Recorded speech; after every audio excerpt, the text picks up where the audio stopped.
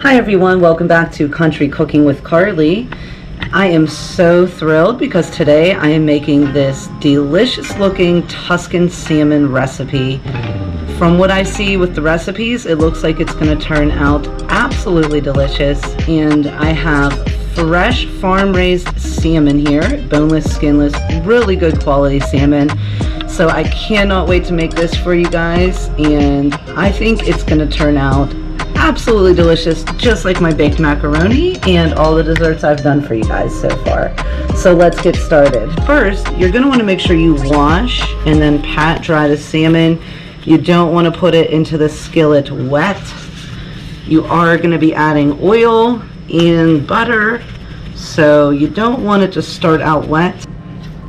Now, I haven't eaten salmon too much in the past or made it, but this does not smell fishy at all, and I hear that the good quality fish really shouldn't have an aroma. You really shouldn't smell that fishy smell.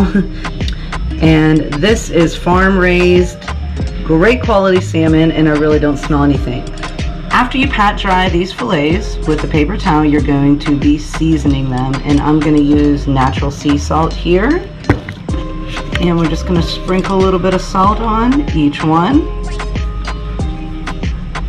Trying to get this salt on nice and even here. It's okay to use your hands if you need to.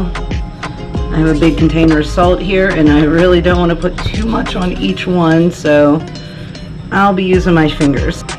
And then I'm just going to be seasoning with a little bit of ground black pepper. And you want to do this on each side. If you guys hear thunder, I apologize. It is storming out there today. Sounds like it's slowing down a little bit.